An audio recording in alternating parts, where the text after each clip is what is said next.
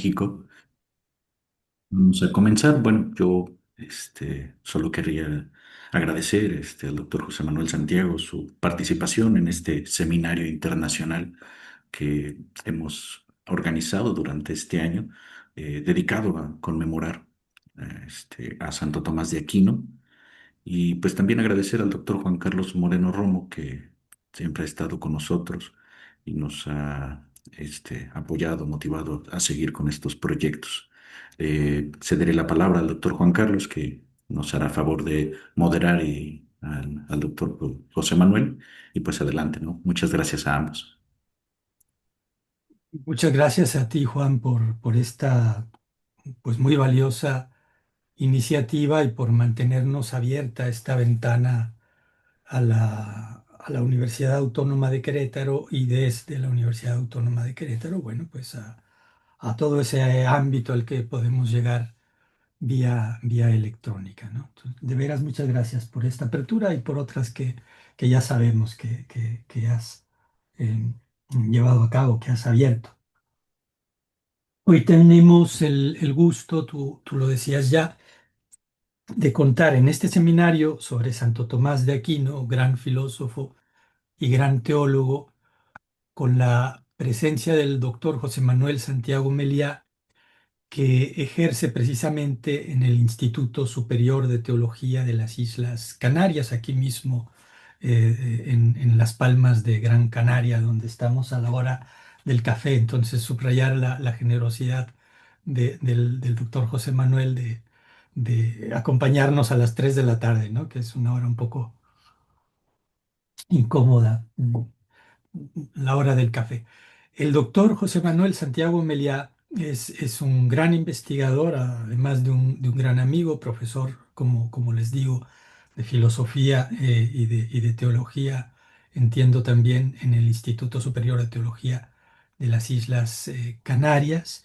Es un experto en mística, el tema del que hoy nos va a hablar, no solamente pues en la época, en épocas pretéritas, en épocas de cristiandad, sino en épocas más recientes, contemporáneas. Él es un experto en Bergson, más particularmente, y precisamente nos va a hablar de Santo Tomás de Aquino, un sabio y un místico para la actualidad. Si he dicho el título, José Manuel, de tu conferencia con la debida eh, fidelidad. Y sin más, te cedo la palabra, José Manuel. Gracias por acompañarnos. Te escuchamos. Pues buenos días a todos, a los que están en México, en Querétaro y en otros sitios. Y buenas tardes aquí en las Islas Canarias, en España. Muchísimas gracias a ustedes, a la Universidad de Querétaro, a los organizadores de este seminario internacional y pues a ti, querido amigo, también Juan Carlos.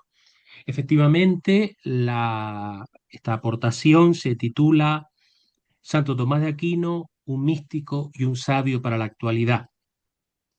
Con el título de esta aportación, en el ámbito de este seminario internacional, cuando todavía estamos inmersos en el triple centenario de la canonización, muerte y nacimiento de Santo Tomás de Aquino, que se ha celebrado en su honor, queremos resaltar una doble condición de este santo filósofo y teólogo, a saber, su sabiduría y su condición de místico. La primera casi no necesita pruebas, pues es bien conocida su enorme producción escrita y su formidable capacidad intelectual, manifestada no solo en sus obras de diverso tipo, sino también en sus años de docencia en varias universidades y otros centros de estudio de su época. En cambio, la segunda, la condición de místico o de contemplativo, no está tan universalmente reconocida y apreciada, y de hecho incluso ha podido ser cuestionada en cierto modo en algunos casos. Por eso creemos que merece la pena resaltar esa vertiente tan importante en este autor, la de un hombre profundamente contemplativo. En realidad, dicha faceta resulta inseparable de su sabiduría, de su valía intelectual, como en absoluto se podrían separar la cara y la cruz de una moneda sin que ésta quedara inservible y sin valor alguno. Además, deseamos resaltar, porque es justo y necesario hacerlo, la actualidad de Santo Tomás de Aquino. Es obvio que no nos referimos a que sea un pensador contemporáneo, a que haya compartido experiencias y problemas de nuestro tiempo, porque le tocó vivir en el siglo XIII y no en el siglo XX ni en el XXI, que es el nuestro. Pero sí puede seguir siendo un modelo y referente de vida y de pensamiento para nuestra época. De hecho, en más cuestiones de las que a primera vista cabría pensar. Sigue siendo el patrono de las universidades católicas y de los teólogos y estudiantes de teología. En este sentido, no ha dejado de ser estimado y recomendado por los papas contemporáneos. Así, por ejemplo, San Pablo VI destacaba en septiembre de 1974 que la confianza en la verdad del pensamiento religioso católico, tal como él lo definió, expuso y abrió la capacidad cognoscitiva de la mente humana. Y añadía que todos los que somos hijos fieles de la Iglesia, podemos y debemos, por lo menos en alguna medida, ser discípulos suyos. En la misma línea, unos años más tarde, San Juan Pablo II recordaba en su encíclica Fides et Ratio, número 43, que la Iglesia ha propuesto siempre a Santo Tomás como maestro de pensamiento y modelo en el modo correcto de hacer teología. Ciertamente, la Suma Teológica de Santo Tomás ha sido durante siglos el libro básico de la teología católica y todavía resulta enriquecedor a quien lo lee y estudia, al igual que lo son otros escritos suyos. Hay una sabiduría de Dios y del sentido de la vida contenida en ellos que se nos sigue ofreciendo útil e incluso necesaria para nuestra reflexión y nuestro discurso en el contexto cultural contemporáneo, aunque en apariencia esto resulte bastante chocante. En efecto, no hay que olvidar que Santo Tomás fue un revolucionario en su época, hasta el punto de que, al menos en parte, no fue ni comprendido ni aceptado por varios colegas suyos y algunas autoridades eclesiásticas y docentes de la época, que cuestionaron algunos puntos de sus escritos como rechazables, tanto en vida del santo o como algunos años tras su muerte. Es cierto que esta situación cambió más tarde, pero eso no le ahorraría en vida unos cuantos sinsabores al maestro Tomás, sin que llegara a perder su profunda paz interior. Fue un revolucionario porque se atrevió a reformular la teología cristiana con la metodología del pensamiento aristotélico, en una época en que la recepción de las obras de Aristóteles, y más bien, sobre todo, de los comentaristas musulmanes del Estagirita, e incluso de algunos docentes cristianos estudiosos de dichos comentaristas, como digo, esa recepción fue complicada y no estuvo exenta de turbulencia. Recordemos las polémicas del llamado averroísmo latino, en las que el mismo Tomás de Aquino se vio envuelto sin pretenderlo y siendo él contrario al averroísmo, como queda manifiesto en algunos escritos suyos. Así pues, la metodología tomasiana lo convirtió en un gran sabio de la Edad Media, pues estuvo dispuesto a reflexionar y formular los mejores argumentos con la mejor empatía posible al conocer con interés las variadas maneras de abordar la misma cuestión, incluso cuando estas maneras se presentaban como adversas. Por eso cabe afirmar que fue un gran pedagogo en su exploración de los principales misterios en los que el ser humano puede pensar, porque en realidad, como alguien ha dicho, él prefería pensar más que hablar, lo que es lo mismo, lo que escribía lo había pensado muy bien antes. Podríamos añadir que no solo lo había pensado, sino que también lo había rezado. Su fe y su piedad eran extraordinarias, como lo eran la pureza de su vida y la excelencia de su pensamiento.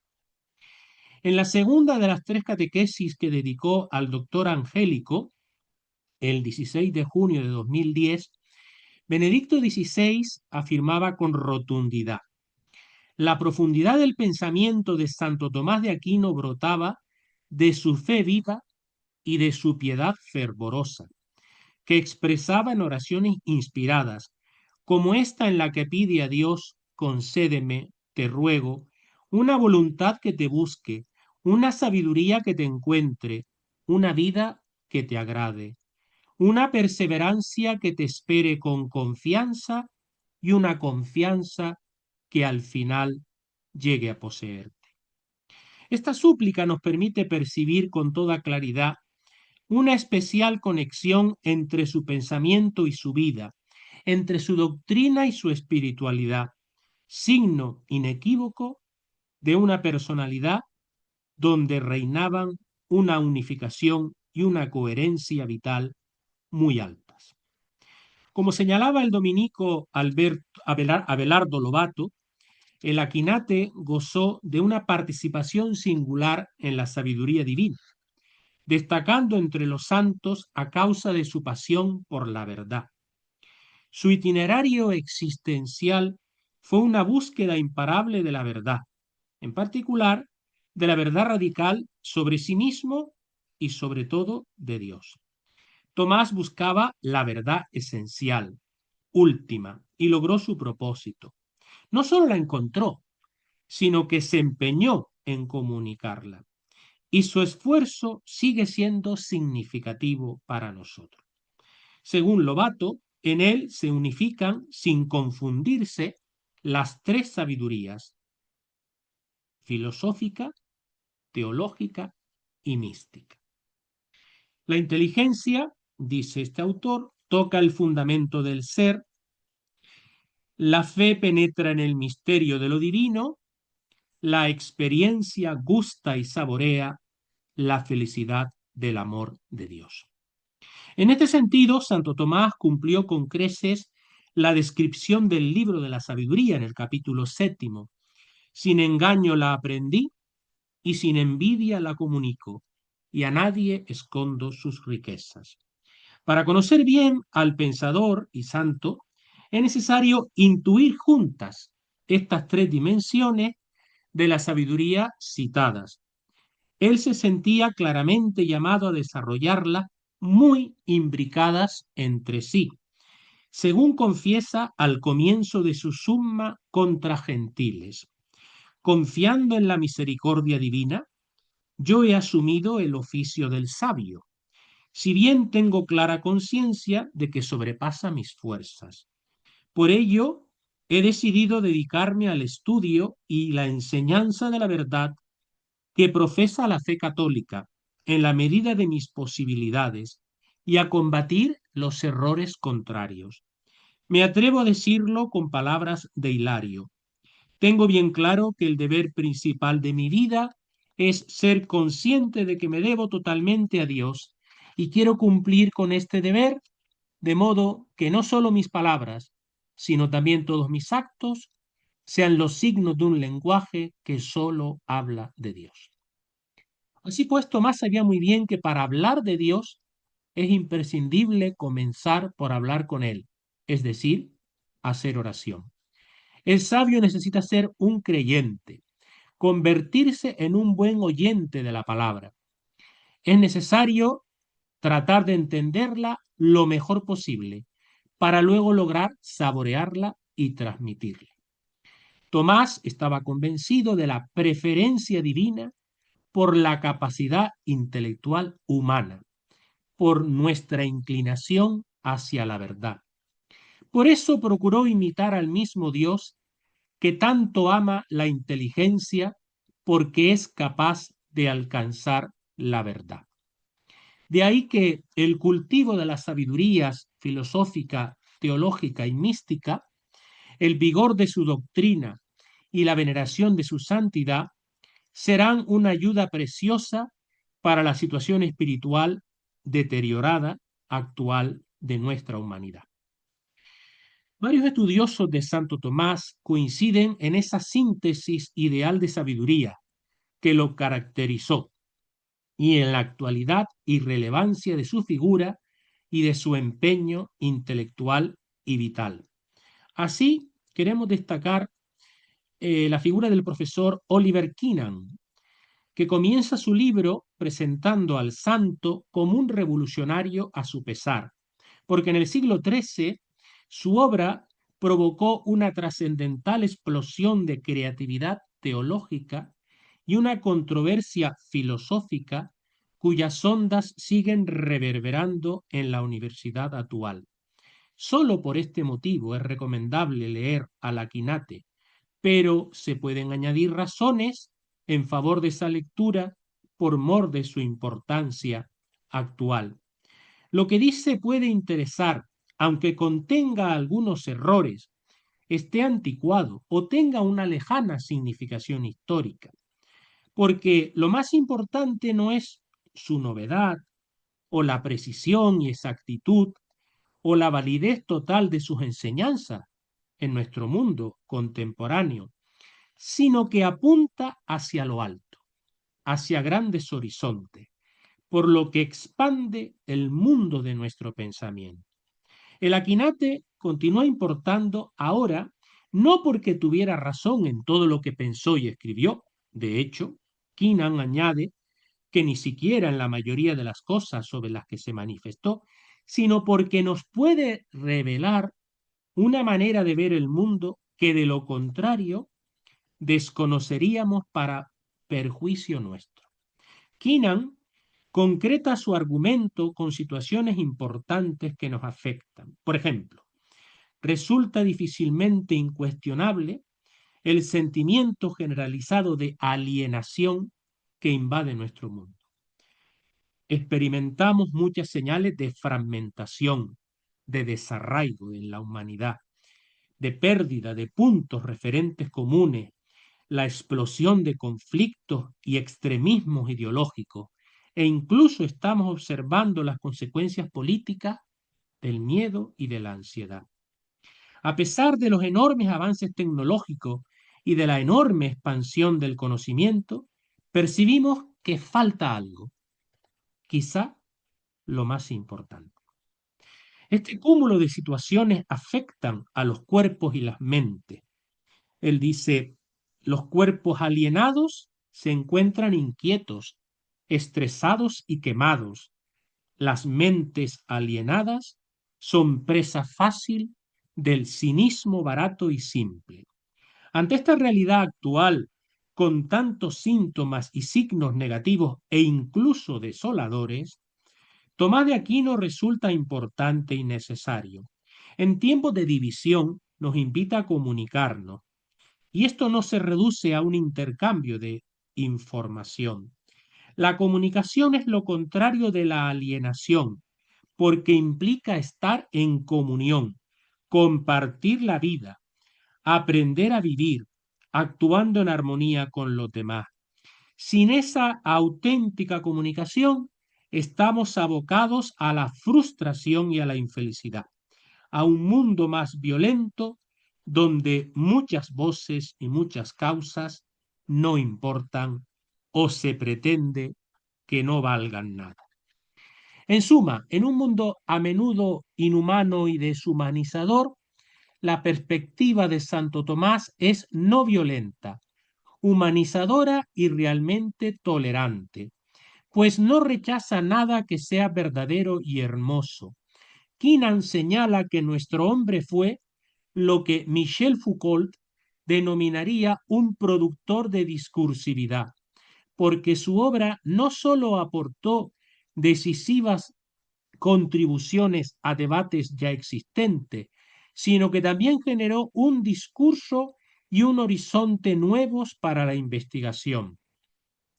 A pesar de tanta creatividad y diversidad, su obra aparece unida por una gran preocupación dominante, que podríamos decir o calificar cómo podemos vivir bien, cómo puede prosperar en su sentido más profundo la humanidad. Solo sabiendo de dónde venimos, podemos saber cómo seguir. Es preciso conocer las respuestas antiguas a la cuestión de cómo vivir para discernir mejor cómo perdurar de modo provechoso ante las tragedias y traumas en estos tiempos de fragmentación. Nos gustaría resaltar de modo especial la capacidad de apertura a otras tradiciones que tenía Tomás. Por supuesto que vivía firmemente aferrado a sus profundas convicciones católicas, pero no por eso se negaba a considerar las críticas racionales que pudieran dirigirse a las mismas. Tampoco creía que el don de la fe otorgara al creyente un punto de partida privilegiado, sino que confiaba mucho en la racionalidad, en el poder de la razón humana, en la universalidad, como la base sobre la que podemos comunicarnos en la tarea compartida de desentrañar la verdad de todo. No hay motivo para alejarse de la razón, porque uno es creyente. Por el contrario, es preciso pedir a la razón que se empeñe más en sus capacidades indagadoras. La fe auténtica no disminuye, sino que refuerza el poder de la razón. No podemos olvidar, por supuesto, que Santo Tomás no concebía una separación tan tajante entre la filosofía y la teología como normalmente se considera en la actualidad. Él era teólogo y filósofo, y a menudo ambas cosas al mismo tiempo. Por eso, el límite entre la filosofía y la teología para él es mucho más poroso. En resumidas cuentas, nos parece muy sugerente su idea de colaboración mutua, pues la teología y la filosofía muestran el deseo profundamente humano de crear un hogar en el mundo. Me gustaría resaltar esto. Crear un hogar en el mundo dando sentido a nuestra existencia. La sabiduría de la Quinate estuvo marcada por una mezcla de conflicto y continuidad en varias facetas. De hecho, su vida puede evocar nuestra época en tres aspectos. Sus experiencias ante varios conflictos sociales y políticos, una intensa conciencia de la marginalidad, es decir, de situarse en las fronteras culturales y religiosas, próximas a diversas confrontaciones.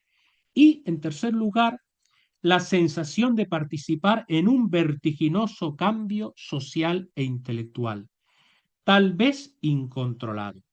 Aunque no lo parezca a primera vista por su apacible estilo de escritura y de carácter generalmente irénico, es decir, pacífico, de su método filosófico, Tomás estaba muy acostumbrado a las disputas y a cierta inestabilidad en el mundo que le tocó vivir.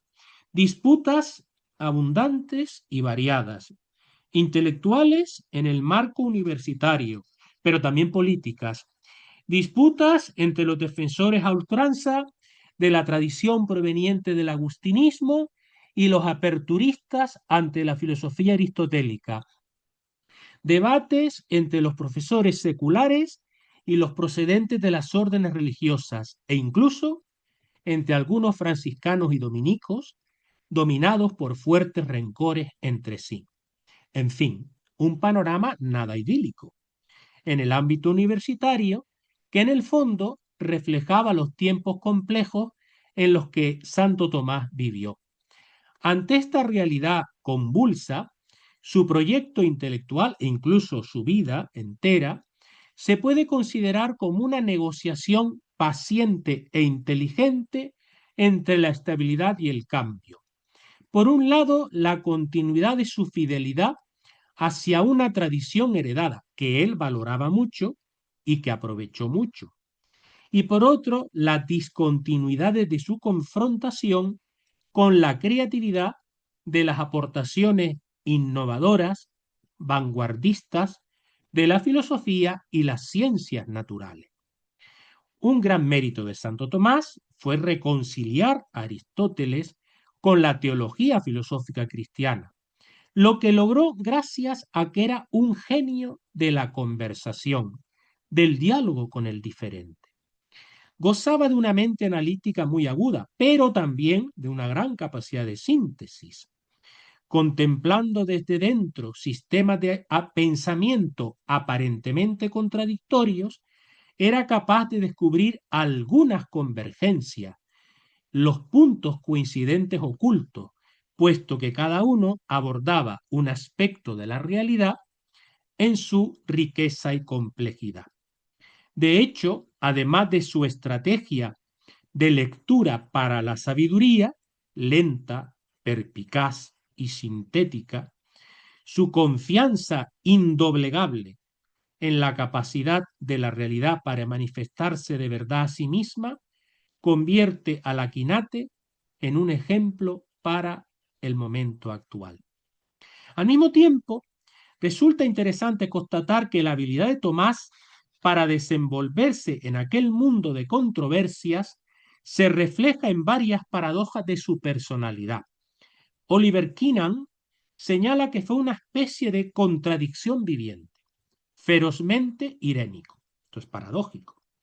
Aún así, aún siendo de talante intelectual pacífico, capaz de proceder con calma, racionalidad y justicia hacia las autoridades en conflicto, sin embargo, cuando era necesario, no rehuía la disputa y refutaba con contundencia a sus adversarios, como ocurrió con los averroístas. Lo llamaban el buey mudo en su época de estudiante, no sólo por su constitución física alta y robusta, sino por su amor al silencio y la soledad, pero también era muy amigable y tenía fama de ser un interlocutor amable, ingenioso y divertido. Con frecuencia se distraía y parecía perdido, contemplando problemas teóricos difíciles. No obstante, era temido por su inmensa sutileza y perspicacia en cuestiones personales y políticas. Siendo un gran intelectual, un profesor muy talentoso, también era un predicador sencillo y directo, como lo muestran sus sermones conservados, incluso los universitarios. Era muy devoto de la presencia real de Cristo en la Eucaristía, es autor de oraciones como el Adoro te devote, de himnos como el Pange Lingua, y era también muy devoto de la contemplación de la vida terrena del Señor. Rezaba a menudo frente a un crucifijo. Sin embargo, nunca sugirió ninguna técnica espiritual o un método particular de meditación. Llegados a este punto, nos vamos a centrar ahora en destacar la dimensión mística de Santo Tomás de Aquino, inseparable de su faceta intelectual. Son múltiples los testimonios al respecto, sobre todo en sus últimas décadas, cuando se ha dado a conocer una comprensión más integral de la quinate. En palabras de Oliver Keenan, el mayor holismo ofrecido por los modos de lectura histórica ha permitido que la quinate sea considerado tanto un filósofo teólogo como un místico. Desde esta perspectiva más amplia, Tomás es un maestro no sólo de la sacra página, la página sagrada, sino también de los caminos del corazón humano. Por su parte, el difunto dominico José Luis Gago nos ha dejado escrito como resumen de la vida del santo un texto como este. Este es Tomás de Aquino, fraile predicador, observante de la vida monacal, silencio, estudio, comunidad fraterna, oración coral, trabajo intelectual y docente, predicación de la palabra de Dios, vida interior, contemplación. Dios le concedió lo que le pedía. Este es Tomás de Aquino, universitario por los cuatro costados, hombre comprometido con su tiempo, abierto a toda verdad, racional, realista, universal, renovador y tradicional, polémico y cordial, viajero, lector de heterodoxos, estudioso y publicista, contemplativo y predicador. José Luis Gago, en definitiva, Concluía afirmando que desde sus 19 años Tomás había sido un dominico sensacional que brilló en santidad y sabiduría. Ciertamente, su santidad está muy relacionada con su profundo carácter contemplativo e incluso propiamente místico, según ha manifestado y defendido célebres y clásicos autores como el dominico Marie-Dominique Chenu, así como otros estudiosos más recientemente. En concreto, el padre Chenu recoge una escena de la vida de Santo Tomás que constituye un ejemplo perfecto de esta honda dimensión contemplativa. Escribe Chenu: cuando componía su comentario al libro de Isaías, el hermano Tomás estuvo largo tiempo detenido ante una difícil interpretación. Se entregó a la oración. Una noche, mientras reposaba en su celda, Reginaldo, su secretario, que dormía en la celda vecina, oyó algo que le pareció una conversación. Al final de ella, el hermano Tomás llamó a Reginaldo. Levántate, trae luz, coge el cuaderno de costumbre y prepárate para escribir. Y durante una hora, como si leyeran un libro abierto, Tomás dictó a su secretario el comentario al pasaje cuyo sentido no había podido captar hasta entonces. Cuando terminó, Tomás envió de nuevo al lecho a su fiel compañero. Chenú precisa que este episodio es muy significativo, tanto más cuanto que se conserva en el Vaticano el manuscrito autógrafo en el que la escritura del secretario vino a sustituir la pluma del maestro. Aquí se aprecia a lo vivo cómo en Santo Tomás se desarrolla el trabajo técnico con una coherencia total en el interior de la más profunda contemplación religiosa respecto al texto sagrado, tierra nutricia de la teología. Por tanto, es evidente que la contemplación en Tomás es el principio y fin de su vida, así como de su teología.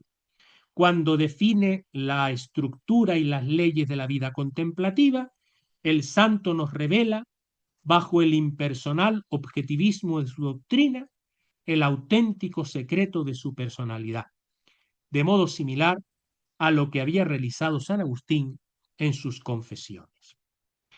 Profundizando en la diferencia radical entre la contemplación filosófica y la propia del creyente, Chenu ve en la última, en la del creyente, el culto en espíritu y verdad, que aparece en el capítulo 4 del Evangelio de San Juan, al final del diálogo entre Jesús y la samaritana. Queda superada la ley antigua en favor de la ley evangélica, donde se unen estrechamente la acción y la contemplación, pues no hay mayor signo de amor que la contemplación. Este elevado estado de coherencia entre acción y contemplación constituye además una crítica del moralismo. Por el contrario, la contemplación es un valor absoluto, objeto de complacencia, más allá de la moralidad, por encima de miserias y el pecado. En efecto, la contemplación cristiana no es una simple elevación accidental. Su objeto no es sólo la divinidad, entendida como lugar de las ideas y causa de los seres, sino Dios, mi Padre, cuya amorosa iniciativa me ha iniciado en su misterio. Por tanto, la mirada contempladora, sin perder su cualidad intelectual, es el efecto de una comunión vital donde el don del amor es el principio del conocimiento.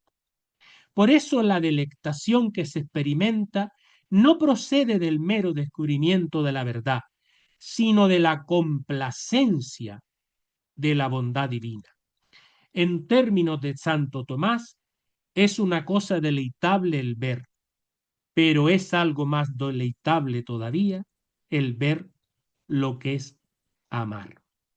La contemplación, además, es la realidad, con frecuencia el privilegio de los humildes, que con su fe más pura o purificada pueden penetrar interiormente en el misterio de Dios.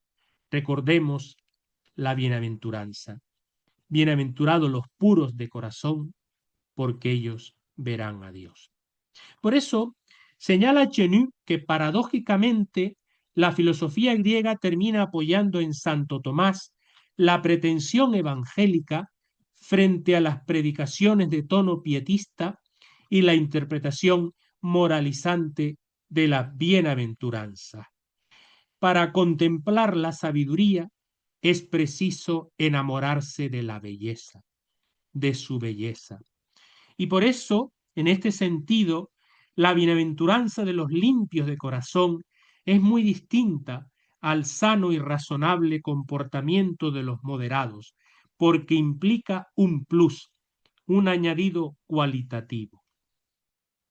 En este punto, el intelectualismo griego queda superado de su consecuencia elitista, aristocrática, que se expresa en buena parte en el dualismo clásico acción-contemplación, donde la primera aparece en un grado muy inferior a la segunda.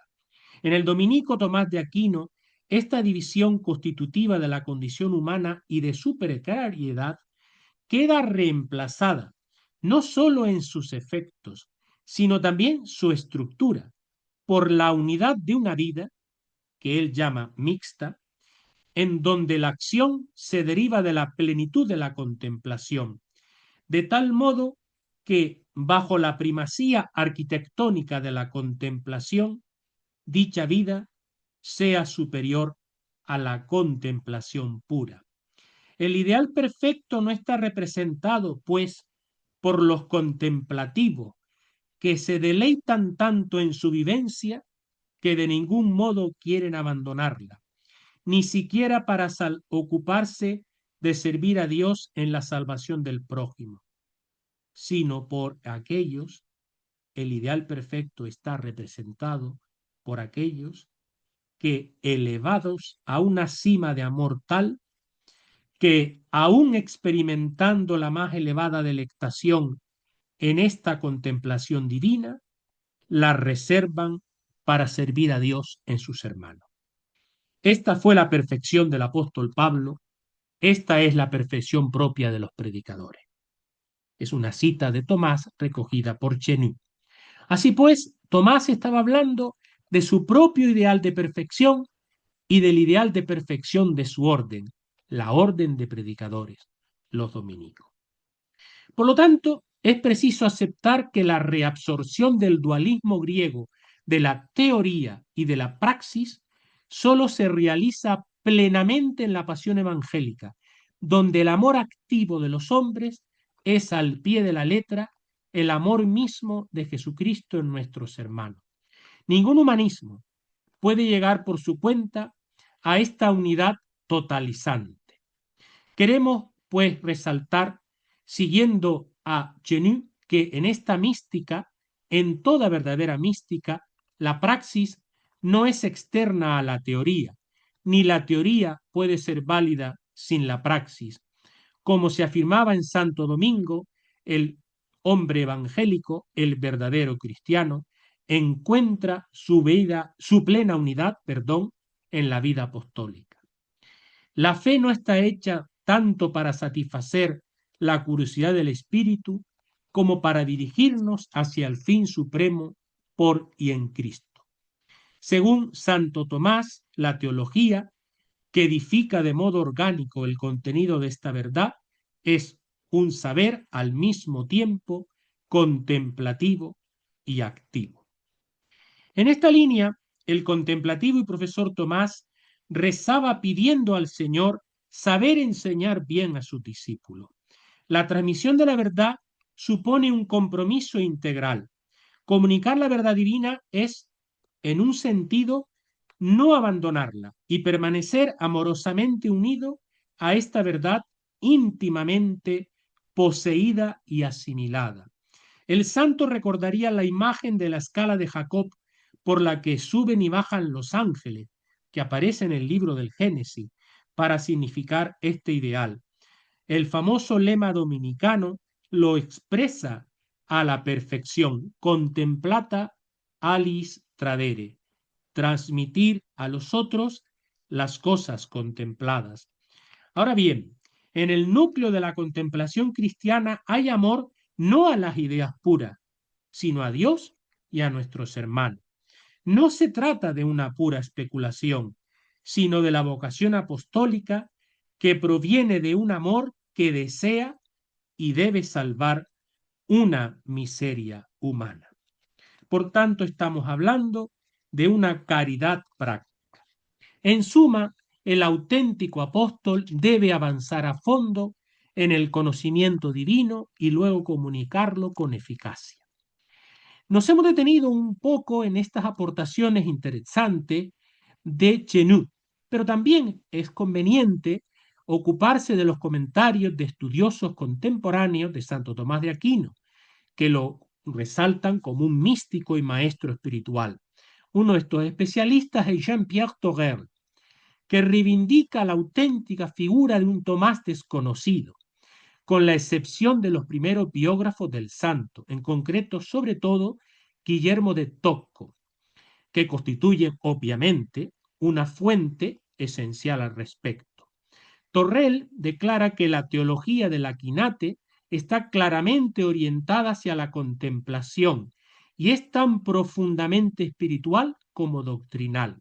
En realidad, es incluso más espiritual que rigurosamente doctrinal. Una actitud religiosa que no tiene equivalente salvo en un místico completamente consumido por el amor de lo absoluto. Torrel señala en el prólogo de otro de sus libros lo siguiente: nos gustaría demostrar, quizás como Tocco, el biógrafo, pero con una perspectiva que él no tenía, que el santo no es únicamente inseparable de la filosofía o de la teología, sino que también va acompañado de un maestro espiritual. La reflexión creyente de la fe ha sido para él un camino de santidad, y eso se deja ver en su obra. Torrel pues indica que Tomás vivía una piedad concreta muy encarnada, vinculada a formas devocionales típicas en su época. No queremos tampoco detenernos en muchos ejemplos. Le gustaba efectivamente expresar su fe mediante signos sensibles. Más que referir esos momentos, nos interesa resaltar que los testimonios repiten con gusto que Tomás fue un hombre de contemplación y oración. Siempre que quería estudiar, desarrollar una disputa, enseñar, escribir o dictar, se retiraba antes en lo secreto de la oración y oraba con lágrimas para obtener la inteligencia de los misterios divinos. Los textos de los biógrafos como Tocco y Naples insisten en que era una práctica habitual en el santo. Hay varios relatos con mayor o menor credibilidad que nos presentan a Tomás orando con los brazos en cruz ante un crucifijo, consultando al mismo Cristo sobre una cuestión específica y con el cuaderno abierto para seguir escribiendo. Ya hemos dicho que Tomás también era muy devoto a la Eucaristía, no en el sentido de la adoración al Santísimo Sacramento, sino como sacramento celebrado a diario. Cada día celebraba como sacerdote la misa y asistía a otra misa como fiel. De hecho, fue sobre todo durante la celebración de la misa cuando experimentó los prolongados éxtasis que marcaron los últimos meses de su vida, concretamente el del Domingo de la Pasión, el 26 de marzo de 1273, y el día de San Nicolás de Bari, 8 meses después aproximadamente, el 6 de diciembre de 1273. También, en relación con esto, es reseñable la habitual distracción. Cuando estaba tan absorto, pues él continuaba su reflexión donde quiera que se encontrara, así fuera comiendo en el refectorio, en fin, se cuentan diversas anécdotas. En particular, hay que destacar el éxtasis ocurrido en la citada misa del Domingo de la Pasión de 1273, ante numerosos fieles, cuando el éxtasis se alargó tanto que fue necesario intervenir para que pudiera concluir la celebración. Había que tirarle del hábito, digamos, para que él volviera en sí. Además, hay referencias a sus abundantes lágrimas mientras, por ejemplo, se cantaba un responso concreto, el Media Dicta, durante el rezo de completas. Después del episodio místico, en torno al 6 de diciembre de 1273, Tomás entró en un mayor mutismo, hasta el punto que cuando él y su fiel compañero y secretario Reginaldo fueron al castillo de la condesa Teodora, hermana del santo, para que Tomás, que estaba agotado, pudiera reposar unos días allí, ante la preocupación de su hermana, que lo veía tan taciturno, Fray Reginaldo le contestó en estos términos: el espíritu del maestro se pierde con frecuencia cuando se absorbe en su contemplación, pero nunca antes de hoy le he visto tanto tiempo fuera de sus sentidos. Costaba cierto esfuerzo hacerle volver en sí, lo que nos indica que salía con gran pesar de ese mundo interior tan rico. Considerando todo esto, resulta curioso constatar que con frecuencia se ha valorado insuficientemente esta dimensión mística de Santo Tomás. Sin embargo, sus mismos comentarios exegéticos contienen pasajes de gran profundidad mística, equiparables a las explicaciones más escolásticas, por ejemplo, de un San Juan de la Cruz. Por eso, no es correcto reducir a Tomás de Aquino a un brillante académico adornado con una con una capa de fría lógica analítica y sin mayor hondura espiritual, pues realmente en él se aunan exégesis y mística. Como hemos dicho, después del episodio transcurrido el 6 de diciembre de 1273, durante la misa de la mañana, Tomás decidió no completar la suma teológica. La expresión que se utiliza para reflejar esta opción tan radical es colgó sus instrumentos de escritura. Se desprendió de su material para escribir. Sus compañeros refieren este acontecimiento como una transformación sorprendente. Su amanuense, Fray Reginaldo, estupefacto, no entendía por qué quería dejar inconclusa su magna obra y le insistía una y otra vez en que volviera a dictarle para completar el trabajo. Pero Tomás respondió también una y otra vez que no podía hacerlo, por una razón contundente. Todo lo que he escrito me parece paja en comparación con lo que he visto y se me ha revelado. Alguna fuente cambia la palabra paja por poca cosa o cosa de poco valor, pero el sentido es el mismo. Tomás, como ha dicho un autor, se sumergió en el silencio que escucha. Al respecto de este silencio, los comentarios del dominico Paul Murray nos parecen magníficos. ¿Cómo entendemos este silencio? Pues ciertamente en la línea de una experiencia mística profunda y de sus consecuencias. Tomás vislumbró en aquel éxtasis lo que estaba fuera del alcance del pensamiento y del discurso humano. Por eso le dijo a Fray Reginaldo que plugo al Señor imponerme el silencio de no ser capaz de enseñar. Docendi silentium. Este silencio no era algo nuevo para Tomás, pues años antes en un tratado sobre la Trinidad había escrito: Dios es honrado por el silencio, no porque no podamos decir o conocer nada sobre él, sino porque sabemos que somos incapaces de comprenderle. Murray remarca al respecto su total convencimiento de que Santo Tomás fue un gran intelectual y un gran, aunque discreto, místico. Por eso la conclusión de su libro es precisamente Tomás de Aquino, un místico discreto. Ese callarse es el silencio que honra, y subrayamos, honra a Dios. Y puede detectarse entre las líneas y las palabras de casi todo lo que el Aquinate escribió. es un silencio de atención a la palabra de Dios, el silencio de la gracia de la escucha, el silencio de obediencia voluntaria a la voluntad del Padre, el silencio de amor, de comunión trinitaria.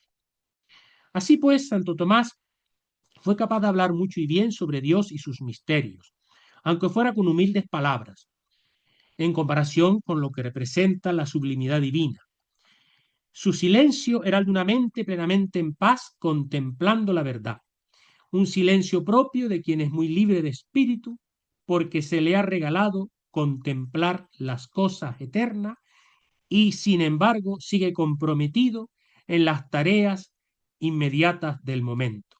El silencio de un místico en el campus, según dice Paul Murray, que toma la expresión de otro autor.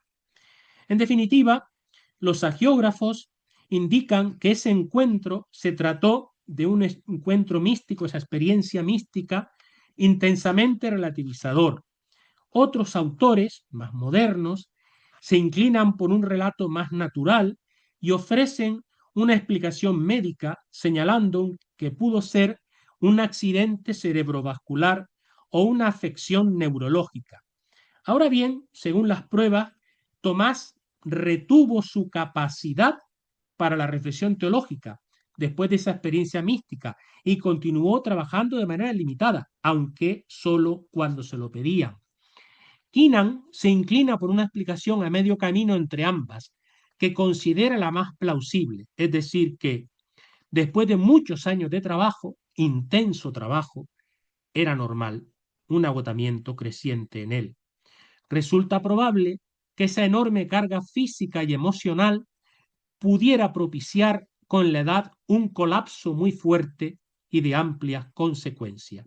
Sin embargo, esta situación no es incompatible en absoluto con un encuentro místico, porque de hecho la tradición espiritual testimonia que esos momentos de tradición son a menudo potentes tiempos de gracia. Es necesario precisar, que ya vamos casi terminando, que este extraño incidente de diciembre de 1273, que la referencia a sus escritos como paja, no hay que entenderlo como sinónimo de basura, en absoluto. Él no estaba desechando o renegando de sus obras.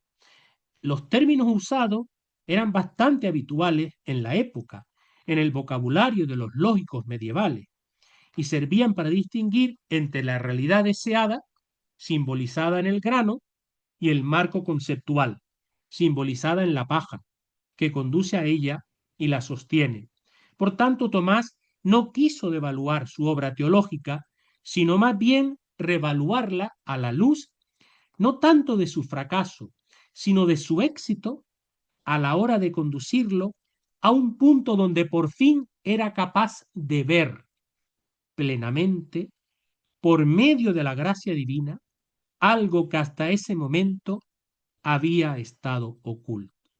En definitiva, a Tomás, hacia el final de su vida, se le desveló ampliamente un conocimiento muy hondo de Dios que hasta entonces, en cierto modo, le había estado pues velado.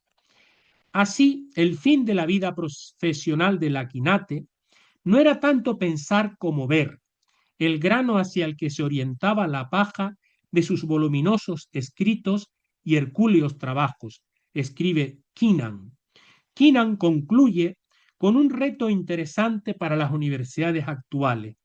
La ambigüedad de la figura del Aquinate en la universidad actual debería quizás plantear la cuestión de si ese pensamiento y esa visión, de hecho, esa pertenencia intelectual, pueden florecer en las universidades de hoy. Y si no en ellas, entonces, ¿dónde? Nos parece muy interesante y pertinente esta alusión a la situación actual de muchas universidades en crisis. Una crisis que es sobre todo identidad, de enorme alcance y graves consecuencias. En este sentido, el dominico Moisés Pérez Marcos nos advierte de que la idea medieval y por tanto original de universidad como comunidad de buscadores de la verdad para el bien del ser humano está amenazada por el individualismo, el fundamentalismo y la mentira. Frente a la mentira de una concepción mutilada del hombre, en Santo Tomás encontramos un modelo perfecto de cómo las realidades seculares contienen en sí mismas una vía hacia la trascendencia, hacia el logos divino. Frente a cualquier fundamentalismo, la apertura a la verdad de Santo Tomás nos muestra que estamos en camino y que no podemos alcanzar en este mundo una imagen exhaustiva de la realidad y mucho menos de Dios, porque Dios es el Deus semper maior que nos desborda por completo. Por último, frente al individualismo, el Aquinate y el mismo espíritu de la Universidad Medieval nos invitan a buscar la verdad de modo comunitario, no solitario. La universidad, sobre todo si es católica, no puede olvidar que está llamada a ser una fraternidad de personas, una comunidad abierta a toda verdad. Porque como decía el mismo Santo Tomás, toda verdad, diga quien la diga, viene del Espíritu Santo. Nuestro mundo necesita saber, sí, pero más aún necesita sabiduría. Se trata, por tanto, de aportar no solo nuevos conocimientos científicos y de no solo formar profesionales, sino de educar personas libres, críticas, equilibradas, comprometidas y justas. En definitiva, que estén impregnadas de una auténtica sabiduría cristiana. Es bien conocida la famosa frase de Karl Rahner, de que el cristiano del futuro, ahora hay que decir del presente, o será un místico porque habrá experimentado a Dios o ya no será cristiano. Nos parece muy adecuada y pertinente. También es aplicable al pasado, en este caso a Tomás de Aquino. En relación con esto, llama bastante la atención que algunos autores hayan cuestionado incluso que Tomás tuviera propiamente experiencia de Dios. Es muy curioso el caso de una mística, Adrienne von Speyr, que murió en 1967, gran inspiradora del gran teólogo von Balthasar.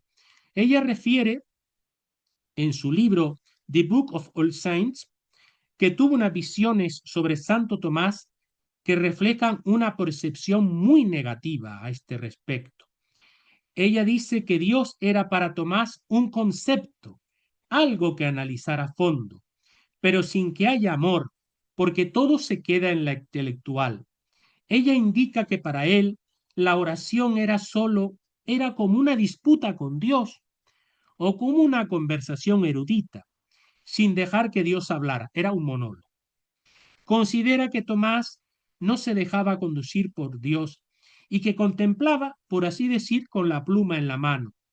No obstante, concedía a favor del santo, Dios tenía misericordia de él y le daba parte en la contemplación genuina.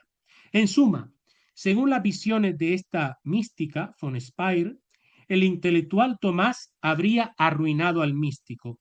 Su inteligencia habría ahogado al misterio divino. Ahora bien, ante este juicio tan negativo e injusto, el dominico Moisés Pérez Marcos responde reconociendo que puede que contenga alguna parte de verdad, pero con muchos matices y críticas de peso, porque, por ejemplo, es un error comparar los densos textos teológicos del Aquinate con los escritos poéticos de un místico como San Juan de la Cruz, siendo además como son de diferentes siglos. Y también es injusto culpar a Santo Tomás de lo que posteriormente hicieron con su pensamiento sus epígonos cientos de años más tarde. Nos referimos a una cierta esclerotización de la escolástica posterior. En conclusión, el testimonio de von Speyr resulta inaceptable por todos los argumentos y experiencias que hemos intentado exponer hasta aquí. Hemos visto que Laquinate fue un místico universitario, cuya teología nace del amor e incrementa el amor, porque entre amor y conocimiento existe una maravillosa circularidad y un admirable intercambio. Muchas gracias por su atención.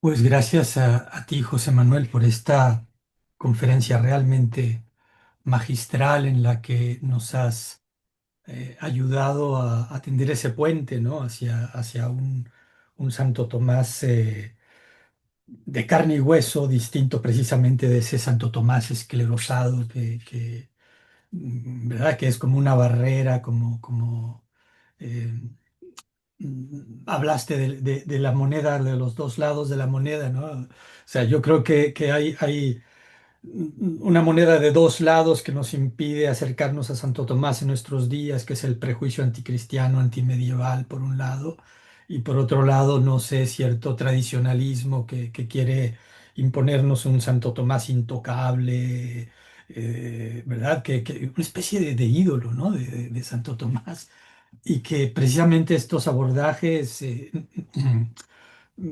pues más mesurados, más realistas, más profundos, más históricos, nos permiten darnos cuenta de no, no, no, era un hombre real, un ser humano real, con la posibilidad que tiene todo ser humano real pues, de entrar en contacto con lo divino, ¿no? Y que precisamente aprovechando él toda la tradición cristiana y esta inyección de tradición de pensamiento clásico, pues nos abrió un camino que sigue abierto, ¿verdad?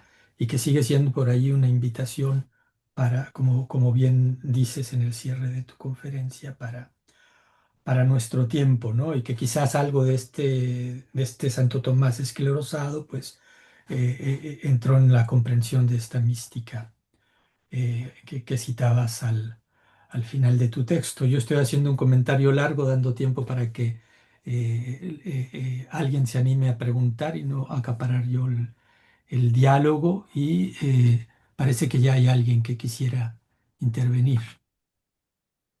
Si piden, si levantan el pulgar y se les permite abrir el micrófono.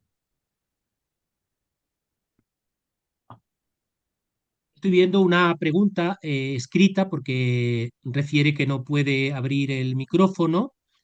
¿Qué campos de investigación pueden desarrollarse para conectar estas facetas entre el académico y el místico? Bueno, si yo entiendo bien la pregunta, pues ha sido realmente la investigación histórica y la auténtica lectura profunda de la totalidad de los textos de Tomás de Aquino los que nos permiten, digamos, conectar estas dimensiones. Porque, claro, el Tomás de Aquino, por ejemplo, estoy pensando en cómo se entendía Tomás de Aquino a principios del siglo XX, en las primeras décadas del siglo XX, por ejemplo, cuando Bersón, el autor sobre el que yo realicé pues, la tesis doctoral, la experiencia mística como culminación de la religión, en las dos fuentes de la moral y de la religión de Henri Bergson, pues claro, la visión que se tenía en esa época en Francia y en general en el mundo católico de Bergson era de que era un autor absolutamente contrario a un hombre como Santo Tomás de Aquino. Cuando realmente, cuando uno se pone a estudiar la intención profunda de Bersón y la intención profunda de Santo Tomás de Aquino, hay aspectos en los que pueden coincidir, a pesar de que evidentemente la circunstancia, el campo, la época, en fin, el contexto son ampliamente distintos, claro, pero eh, mm, de la misma manera que Santo Tomás fue un revolucionario en la época, pues Bersón también fue en su época alguien revolucionario, incomprendido, aceptado y muy amado por muchos, pero digamos vilipendiado y despreciado y rechazado por otros, ¿no? Y entonces, cuando nos quedamos con una comprensión como muy parcial, o como muy solo de una, eso, de un lado, no somos capaces de ver cómo autores de otros tiempos, pues que en el caso este del siglo XIII, pues pueden realmente ayudarnos, como digo, no repitiendo evidentemente todas sus ideas, todas sus pautas, porque eso no, claro, pero sí el espíritu, ¿no? Sí como, digamos, como su intención profunda, ¿no? Vamos, he intentado, no sé si habré respondido a un poco a la cuestión, ¿no? Nos Pueden. avisa Carlos que ya todos podemos abrir nuestro micrófono, entonces, eh, pues ahí está a la disposición de ustedes, de quien quiera intervenir, incluso de quien ha hecho ya esta pregunta, ¿no? De si quiere precisarla.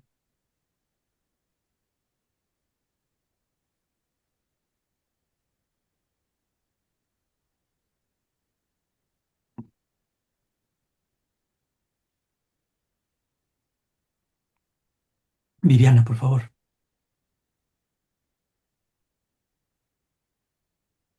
Bueno, buenas tardes. Buenas Un tardes. placer. Muchísimas gracias por la exposición. Em, Mi pregunta es un poco hacia lo cotidiano, ¿no? Sobre todo de los que ejercemos la profesión de la filosofía. Me pregunto si es posible la contemplación intelectual y amorosa en el mundo contemporáneo donde ya nos resulta difícil hasta reflexionar, dado que el entendimiento y el amor aparecen muchas veces abismalmente distanciados, y como si hubiera una brecha entre medio muy fuerte, cada vez nos presiona mucho más el ámbito de las nuevas tecnologías. Esa es mi pregunta. Sí, desde luego, muchas gracias, doña Viviana, por su pregunta y por su atención. Ciertamente, no sé, pienso que si Santo Tomás hubiera vivido en nuestro tiempo, pues se hubiera adaptado lo más posible, como también se adaptó al suyo, no exento de dificultades, como hemos visto, no exento de novedades profundas, de controversias, ¿no? Pero, claro, eh, la gran dificultad que podemos tener hoy en día es que ya ni siquiera el conocimiento y el amor están como muchas veces distanciados, sino que es que se duda de que haya una verdad. Claro, estamos en la Sí, época de la posverdad, estamos en la época de las fake news, estamos en la época de que hay políticos que viven de construir relatos, no de gobernar, sino de construir relatos, ya sean verdaderos, falsos, completamente falsos o medio verdaderos o medio falsos. Es decir, pero claro, eso no es conocimiento y eso, por supuesto, aporta muy poco amor. Ciertamente, habría que hacer un esfuerzo añadido en la actualidad, un esfuerzo de búsqueda espiritual, un esfuerzo de interiorización para intentar apreciar ese conocimiento y para intentar vivir ese amor. Pero si fue posible en la época de Jesús, si fue posible en la Edad Media, con todas aquellas dificultades, en esa época también de cambios, de turbulencia, ¿por qué no va a ser posible hoy en día? ¿Lo tenemos más difícil? Sí, ciertamente. Porque a los medievales el tema de la contemplación, el tema de profundizar, el tema de entrar en uno mismo, les parecía como muy natural. Pero claro, hoy en día, bueno, lo podemos hacer, pero de otras maneras. Hay gente que busca, pues eso, las espiritualidades orientales, en en el autoconocimiento, no es exactamente, por supuesto, la búsqueda de Santo Tomás. A mí me parece muy interesante que ah, mm, precisamente esa unidad de conocimiento y amor, porque en el fondo todos los místicos cristianos abundan en ella. Y el mismo Bersón, cuando estudia los místicos cristianos, resalta que una de las características definitorias de la mística cristiana Uno de los grandes valores de la mística cristiana es que no es una mística que se queda en lo intimismo, en lo intimista, en lo espiritualoide. No, no, es una mística que implica un compromiso. Es una mística que se vuelca en la acción, por tanto en el amor. Por eso los grandes místicos cristianos fueron personas que modificaron su mundo. Teresa de Jesús no se quedó tranquila en su convento. Enferma como Totalmente. estaba muchas veces, se movió por toda España para fundar pues, unos cuantos conventos reformados. Juan de la Cruz no se quedó tranquilo, perseguido, despreciado, rechazado, hizo lo propio con la parte, digamos, los hombres, ¿no? Los carmelitas, varones.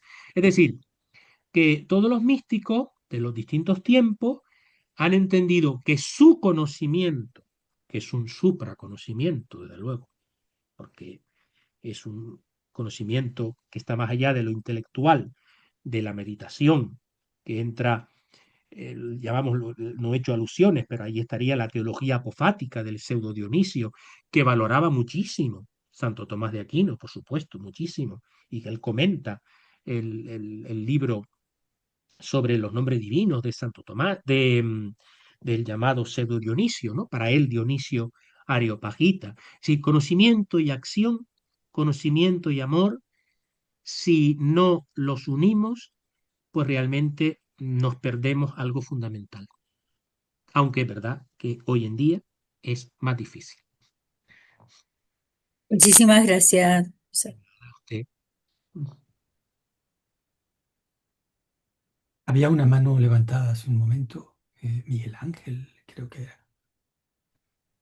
Sí, muchísimas gracias, Juan Carlos, y muchísimas gracias, José Manuel, por esta magnífica exposición. Yo creo que es fascinante ahondar en muchos aspectos del Aquinate. Personalmente estoy estudiando algunas cosas respecto de su orientación al alma y quería hacer el particular comentario que me parece brillante, pero yo no lo había pensado. En efecto, la disputa que él vivió en su época entre los académicos y bueno, actualmente eh, vivimos la consecuencia del dualismo cartesiano. Yo creo que toda la vida de Santo Tomás más bien es opuesta a eso, es la búsqueda de la unidad. Entonces yo no me había detenido a pensar en efecto cómo comunicaba también el tema, bueno, principalmente el tema de místico con el tema racional.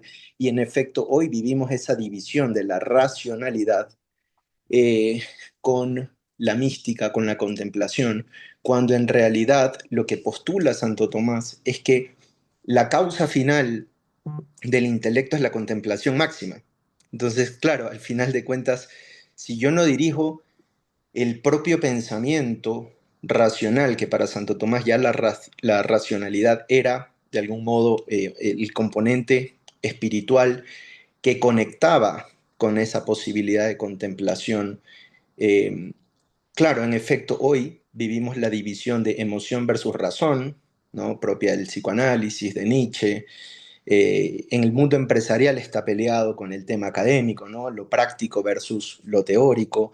Las investigaciones están también peleadas con las investigaciones prácticas y vivimos de alguna manera esa división continua que yo creo que la vida del Aquinate completamente, Santo Tomás trata de demostrar lo contrario. Y te agradezco porque no me había detenido a pensar, digamos, uno puede leer la vida y en efecto ver todos estos componentes místicos de Santo Tomás, pero entenderlo como lo has expuesto, creo que abre muchísimo una puerta a la reflexión interior y a la reflexión interior comunal, ¿no? O sea, de ejercerse en el diálogo para que las personas interioricen eso, ¿no? En ese sentido, te quiero agradecer profundamente y bueno, creo que nos has dado una pequeña herramienta para poder responder a estos dualismos actuales y a estas divisiones continuas que se viven tanto en la academia, en la universidad, en la empresa,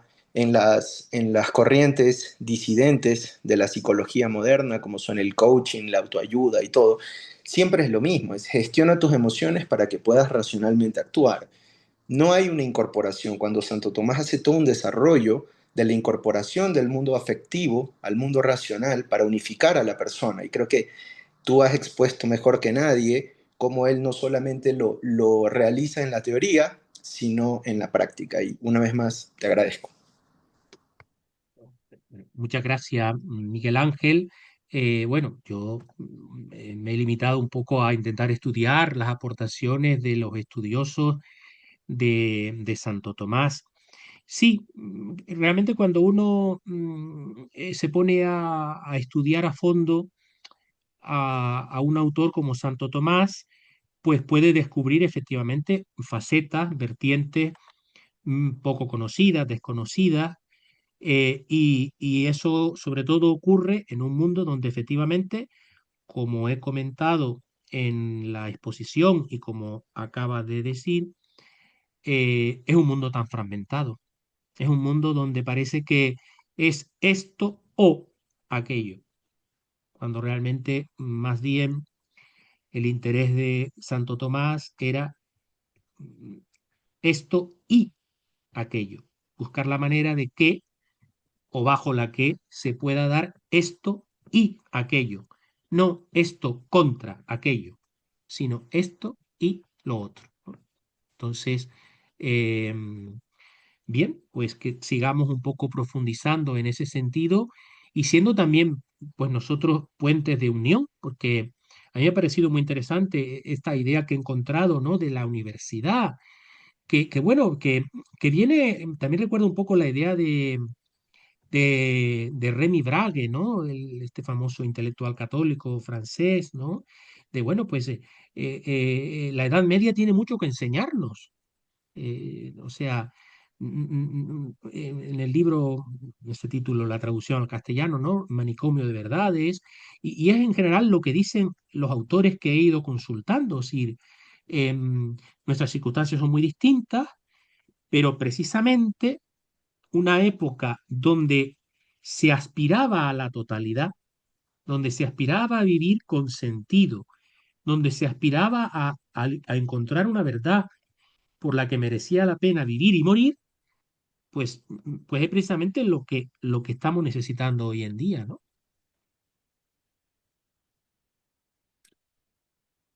Padre Federico. Buen día desde México. Gracias, don José Manuel, por su brillante reflexión. Saludos, Juan Carlos, un gusto verte por este medio. Don José Manuel, bueno, a veces pues uno quisiera estudiar como Santo Tomás, ¿verdad?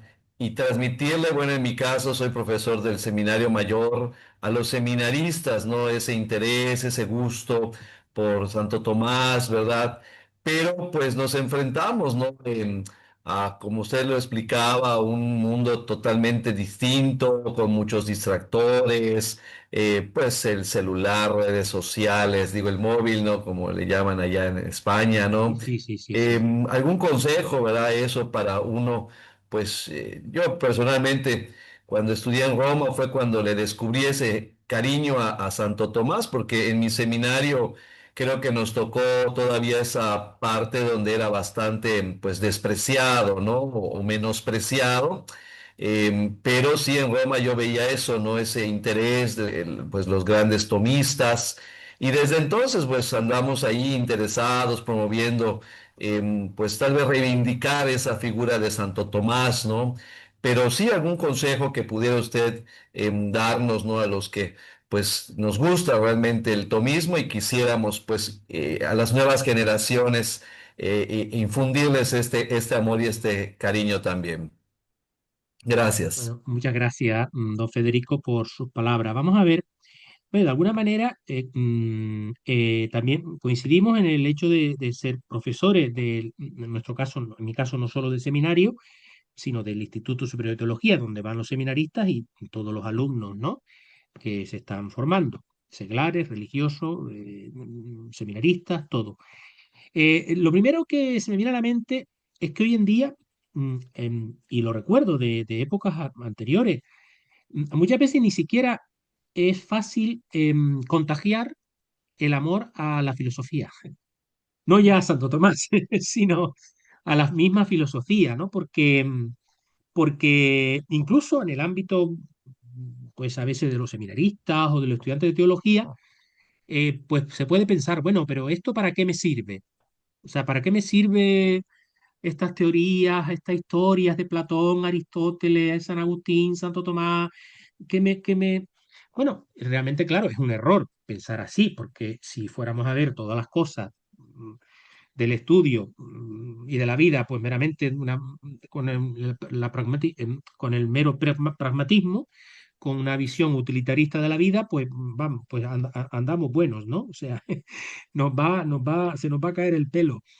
Pero bueno, el consejo sería transmitir con pasión ese amor a la sabiduría, que es la misma filosofía y que representa el tomismo, que no es, Tomás, evidentemente no es la única luz, la única lumbrera, ¿no? Porque recuerdo, pues yo, que soy profesor de filosofía medieval, concretamente, una de las asignaturas que imparto es historia de la filosofía medieval, pero también historia de la filosofía contemporánea, con otro compañero, un docente, eh, pues ya decía, creo que fue el Papa León XIII, que por ejemplo Tomás de Aquino y Buenaventura, Santo Tomás de Aquino y San Buenaventura, cuyas filosofías pues son distintas, son a veces hasta bastante opuestas en algún aspecto. Sin embargo, ambos son como dos lumbreras de la iglesia, ¿no? Dos faros que iluminan. Es decir, no se trata solo de tener una visión o un filósofo de cabecera. Bueno, depende ya de las circunstancias y de la voluntad y de la opinión de cada uno. Pero lo más importante sí que sería que los alumnos valorasen el estudio profundo, valorasen la indagación por sí mismos, no simplemente repetir otras ideas y sobre todo que no se queden con lo inmediato, porque claro, si me quedo con el chat GPT o me quedo con el simplemente la última noticia del móvil o me quedo con, pues del celular, ¿no? Pues evidentemente estoy perdido. Que eso es un reto, pero un reto para los profesores y un reto para todos en la iglesia y en la sociedad. Porque ¿cómo le transmitimos hoy la fe a los niños y a los jóvenes cuando realmente les cuesta trabajo entender un discurso lógico? O sea, un íter, ¿no? Seguir un íter, ¿no? Porque vivimos muchas veces por impulsos, por flashes, ¿no? Entonces, bueno, de alguna manera, ante este cambio antropológico de, tan grande que se está dando en nuestro mundo, pues, y que nos globaliza en ese sentido, pues tener paciencia con transmitir con pasión ese amor apasionado a la verdad. Me parece que sería pues una consigna, ¿no? Y fomentar actitudes de profundidad y de autocrítica en los alumnos, ¿no? Que sean capaces de mirar con ojos críticos su propia vida y el mundo que les rodea, ¿no? Que no acepten todo como si fuera una bendición. Muchas gracias. Yo también imparto filosofía contemporánea. Ah, muy bien, gracias. Bueno, y si me permiten, mientras alguien más se anima a participar, creo que Santo Tomás nos da un estupendo ejemplo en lo que él hizo, ¿no? Que es tratar de poner a dialogar esa tradición que él heredaba como cristiano, como teólogo católico, ¿ah? Con la cultura contemporánea, por más distinta, desafiante que fuera con la suya, ¿no? Entonces, dialogar con el presente, hacer el esfuerzo por ese diálogo con el presente. Y luego, José Manuel, citabas a Remy Bragg, quien precisamente nos dice que hacer historia del pensamiento le da al presente esa profundidad que de suyo tiene, pero que no la captamos, ¿no? Entonces, enseñar cómo el pasado es la profundidad del presente y que conectando con la intervención de Miguel Ángel, yo me atrevería a decir, no, no, espérense, cuidado, porque Descartes, quitando a Aristóteles, Descartes es alguien que quiere quitar el Aristóteles que ya no sirve para Santo Tomás, pero que teológicamente Descartes es tomista, ¿verdad? Y a través de Descartes nosotros seguimos siendo tomistas en muy buena medida, ¿no?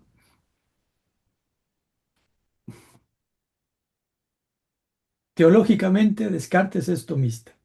Y Tú eres un Descartes, experto en Descartes. tanto, tanto, tanto en sus obras de juventud como en las meditaciones metafísicas, tanto en las reglas como en las meditaciones metafísicas, Descartes dice que el punto más alto de la filosofía es la contemplación. Ujú. Bueno, pero eso, como les decía, es mientras alguien más se anima a participar en la conversación. Quería preguntar, no he faltado unos minutillos del diálogo por un asunto técnico. Quería preguntarte qué trascendencia le das tú, qué importancia tiene y qué significa eso de que no propuso un método de oración. Bueno, buenas tardes, Eugenio. Bueno, pues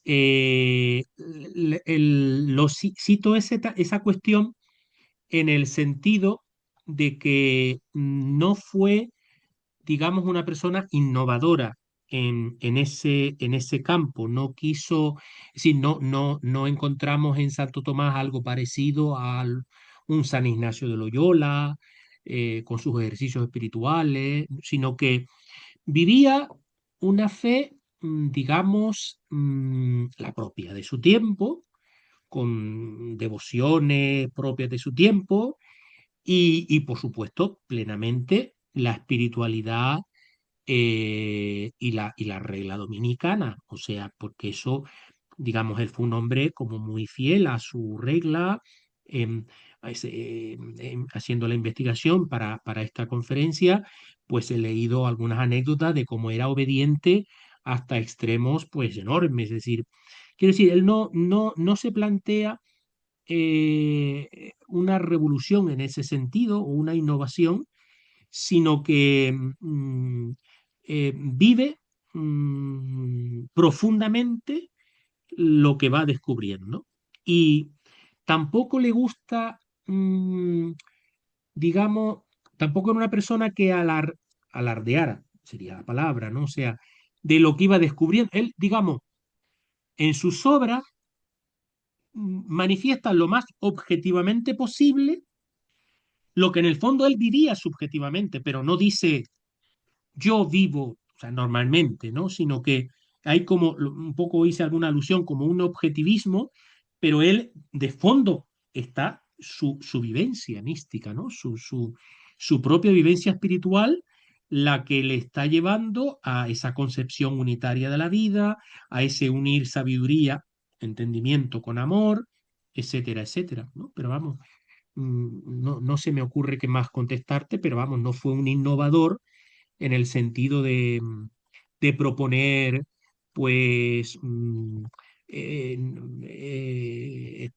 tratados, y sí hizo comentarios, sí, eso sí, al místico pseudo Dionisio, eso sí, porque eso era muy habitual en su tiempo, comentar, pues, en el caso de él, la sentencia de Pedro Lombardo, y también, pues, como fue un autor muy importante en toda la Edad Media, y la base realmente de la gran parte de la reflexión mística, pues él sí que era un gran lector y valoró mucho al pseudo Dionisio y por supuesto que para él no era el pseudo Dionisio, sino Dionisio el Areopagita, y valoró muchísimo a San Agustín, a pesar de que eh, luego, pues, digamos, el marco conceptual fue sobre todo el aristotélico, pero de fondo también él tiene mucho de San Agustín, ¿no? Gracias.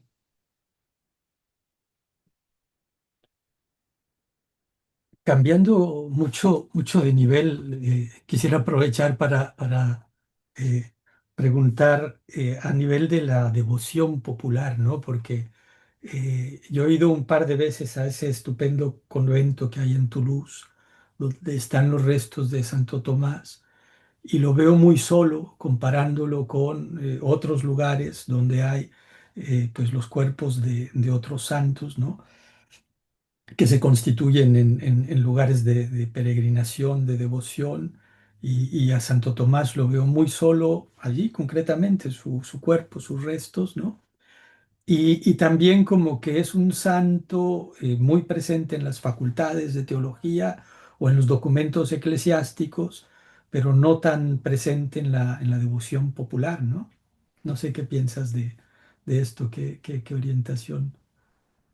Bueno, ciertamente sí, no tenemos nosotros, por ejemplo, en nuestra diócesis ninguna parroquia dedicada a Santo Tomás de Aquino, ni me suena que en otros lugares sea así. Creo que se le ha vinculado siempre al ámbito académico, ¿no? Que ese ha sido su ámbito y que, bueno, propiamente con toda razón, ¿no? Eh, y que, digamos, como no fue un santo que, por así decir, famoso por sus milagros, aunque se cuenta que alguna curación extraordinaria realizó. Pero quiero decir, él no destacó, no fue popular por eso. El Tomás que llega a la historia, el Tomás que ha llegado hasta nosotros, el Tomás más conocido por lo menos, no es un Tomás hacedor de milagros, no es un Antonio de Padua, no es un Francisco de Asís, es decir, es un Tomás pues culto, un Tomás pues eso, distraído, un Tomás de las disputas, pero claro, no fue, digamos, alguien que fuera pues aclamado santo digamos, que fuera declarado santo, perdón, por aclamación, que fue lo que en el fondo ocurrió con un San Francisco de Asís o un San Antonio de Padua. Es decir, digamos que en ese sentido, bueno, yo no he tenido la suerte de ir a Toulouse, pero sí que estuve hace algunos veranos en Fossanova y fue muy bonito para mí, fue una gracia porque evidentemente aquello ha cambiado, ya no están allí los monjes cistercienses que estaban cuando el enfermo Tomás de Aquino se detuvo en ese monasterio y al sur de Roma y allí murió. Allí pasó los últimos días de vida, ¿no? Y allí recibió los últimos sacramentos y bueno, pues ahí quedan datos históricos de esos últimos días que resultan impresionantes, ¿no? Y bueno, pues allí está la habitación hecha capilla donde el santo murió. Y ni siquiera está todo el cuerpo en Toulouse, porque yo leí allí que la cabeza se conserva en la catedral cercana a este monasterio de Fossanova. O sea que realmente, bueno, estas cosas de la Edad Media que Mm. desmembraban a los santos y de la Edad Media y posteriormente, como hicieron con el cuerpo de Santa Teresa de Jesús también, ¿no? El tema de la reliquia como algo pues tan significativo, ¿no? En esas épocas, ¿no? Entonces, pues bueno, así que yo no he visto el cuerpo, la cabeza tampoco, pero sí que había allí como una foto, recuerdo, justo en esta capilla, digamos lo que sería el lugar donde supuestamente murió, dentro del convento de Fossanova, que hoy lo lleva a otra congregación religiosa y que aquello es como una especie de museo, claro, para un poco seguir recordando pues la figura de Tomás de Aquino, ¿no? Pero claro, ciertamente no es un santo tan popular como lo son otros, ¿no? A nivel, digamos, de los fieles en general. Gracias. No sé si alguien más quisiera agregar algo. Yo quisiera aprovechar todavía para insistir, porque es algo que me preocupa, que a mí mismo me ha significado un cierto rechazo a cierta figura de Santo Tomás de Aquino y que está muy presente en las redes sociales, ¿no? Este Tomás de Aquino de cierto tradicionalismo que es como un arma para condenar a todo lo que viene después, ¿no? O sea, todo. O sea, hay cierto mito tradicionalista que precisamente estaba leyendo que ni siquiera viene del tomismo en primer lugar o de los dominicos, sino que viene de los tradicionalistas y que luego durante el neotomismo pasa como tal, ¿no? Esta idea del siglo XIII como un momento culminante de la cristiandad, respecto del cual todo lo que viene después sería degradación, que hace que muchos predicadores, muchos intelectuales católicos en las redes condenen con la mano en la cintura, por ejemplo, a Ranner, ¿no? Porque todo lo que se aparte un milímetro de Santo Tomás de Aquino es falso, porque Santo Tomás de Aquino es la regla de la verdad, ¿no? Mm. Entonces, ¿cómo ves este Tomás de Pues Aquino que... mira, has sacado un tema que me provoca en el buen sentido, porque sí, sí, porque realmente me da mucha pena eso que cuentas. Uno lo constata en las redes sociales. No sé mucho precisamente. Me llegó un comentario crítico de un estudioso que, bueno, que hizo una tesis doctoral, español, que hizo una tesis doctoral, pues donde, bueno, criticaba profundamente Karl Rahner, ¿no? Que para mí es uno de los autores de los teólogos más importantes y más significativos del siglo XX, y por tanto de la Iglesia contemporánea, y que tengo también el gusto de explicar junto con von Balthasar, otro grande, en uno de los cursos que doy, en este caso del bienio de licenciatura en Teología Dogmática, acá en el Instituto Superior de Teología de las Islas Canarias. Pues ciertamente quienes hacen eso ni siquiera comprenden lo que hizo Santo Tomás. Santo Tomás no vivió un pensamiento esclerotizado. Santo Tomás fue un innovador en su tiempo. Santo Tomás fue capaz de tomar al pagano Aristóteles, que llegaba en buena parte deformado por Averroes, por los comentarios de varios autores musulmanes, y luego a su vez también mediado por otros autores, y fue capaz de ver en él cosas buenas, cosas aprovechables, y fue capaz de dialogar con él. No canonizó a Aristóteles, no, claro, pero tampoco lo condenó al ostracismo. Claro, cuando hoy en día hay personas católicas, sacerdotes, seglares, en las redes, porque ya en las redes se ve de todo y se vuelca todo. Y claro, son una oportunidad para que se manifiesten personas brillantes, pero también personas con pocas luces, lamentablemente. Y entonces, pues claro, en este caso, incluso personas que se supone que tienen luces, pero que tienen una visión tan cerrada que efectivamente quisieran quedarse en el siglo XIII.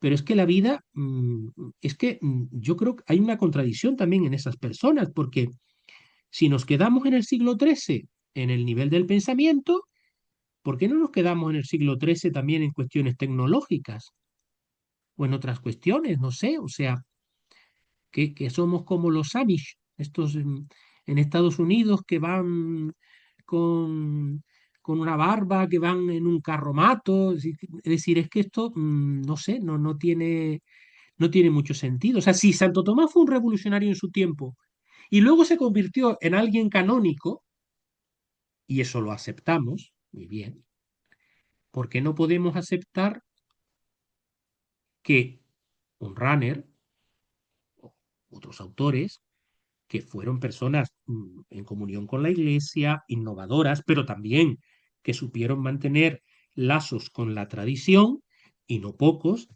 pues ¿por qué no pueden ser interlocutores válidos? O sea, quiero decir, eso yo no lo... A mí me da mucho miedo y mucha pena ese tradicionalismo. En la liturgia, por supuesto, y en la filosofía, porque al igual que está ocurriendo con autores como Karl Rahner, pues ocurre con movimientos de la Iglesia actuales. En algunos sectores católicos hay un rechazo total, porque no se comprende, todo tiene que ser, pues, bueno, la adoración de una determinada manera, la oración de una determinada manera, el canto de una determinada manera, y si te sales de ahí un milímetro, pues bueno, pues cada uno es libre, ¿no? Tú puedes elegir que te gusta más esto, pues quédate con eso, pero no consideres que los demás son inferiores o peores a ti, ni menos católicos que tú, porque eso es un absurdo y por supuesto profundamente falso e injusto.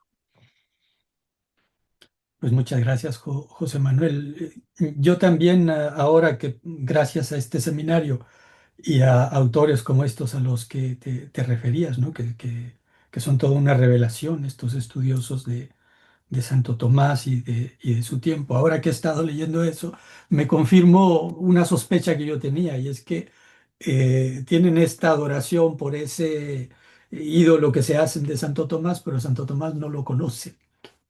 No parecen haber abierto demasiadas veces su obra, y lo que hay que hacer pues es eso, ¿no? Es acercarnos a la obra de Santo Tomás y acercarnos a él pues siguiendo su ejemplo, ¿no? Con una actitud abierta a la verdad. ¿Alguien más querría intervenir antes que cerremos la sesión?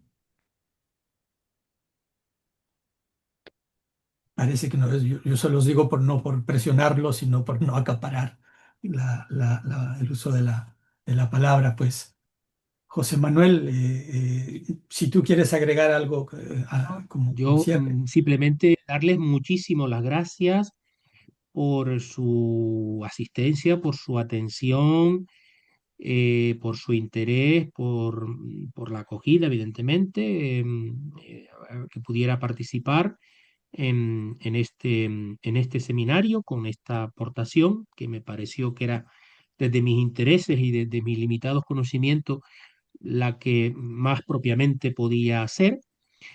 Y bueno, que sigamos aprendiendo unos de otros y sigamos enriqueciéndonos y en ese sentido, pues en contacto, ¿no?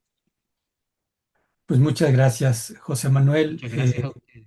Yo resulta que me toca a mí el viernes próximo, entonces Ah, invitarlos el viernes próximo, un trabajo quizás complementario, espero que complementario de esta estupenda conferencia que nos ha dado José Manuel, donde yo, pues siguiendo a Chesterton y a Piper, entre otros, insistiré interesante. en el asunto de la encarnación, ¿no? O sea, de la atención que a partir de Santo Tomás la teología y la filosofía católicas ponen en el mundo real y concreto.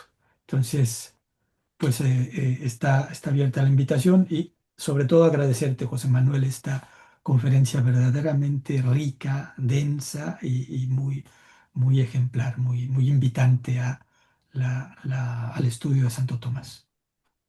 Pues muchas gracias también a Pues todos gracias a ustedes que ustedes. acompañan. Muy bien. Muchas gracias a ustedes. Ha sido un placer. Gracias. Gracias, bendiciones. Gracias. Igualmente.